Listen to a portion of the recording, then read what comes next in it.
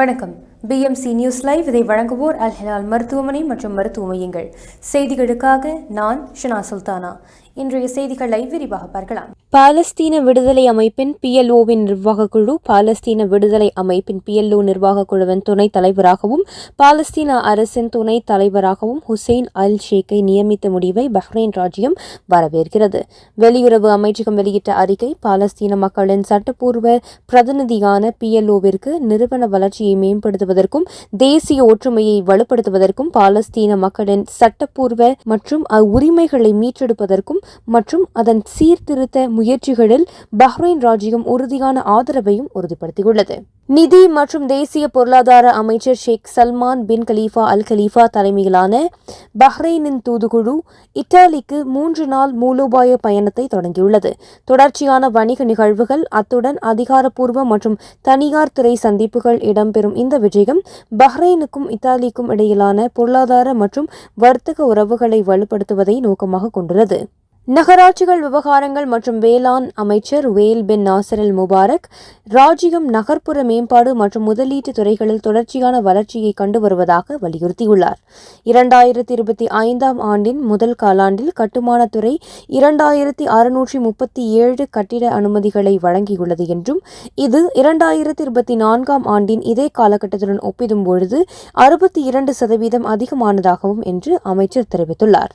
இந்த எண்ணிக்கை 2021 ஆண்டிலிருந்து மிக உயர்ந்தது என்றும் இது பொருளாதார வளர்ச்சியின் நேர்மறையான குறிகாட்டிகளை பிரதிபலிக்கிறது என்றும் செயல்திறனில் அதிக செயல்திறனை பராமரிக்க ஒரு ஊக்கமாக செயல்படுகிறது என்றும் அவர் மேலும் தெரிவித்துள்ளார்.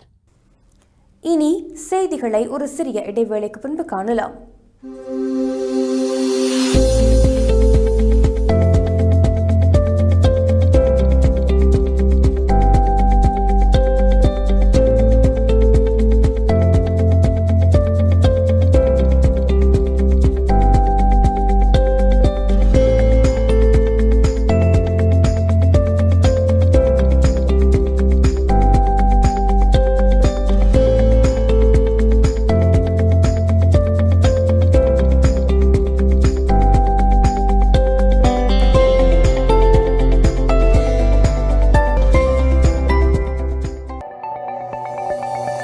Our skin is the mirror of our soul.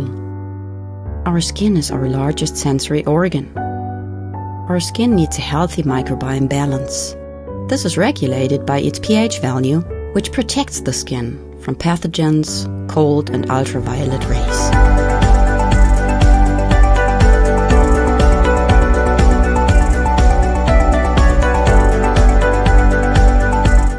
Sebamed protects your skin.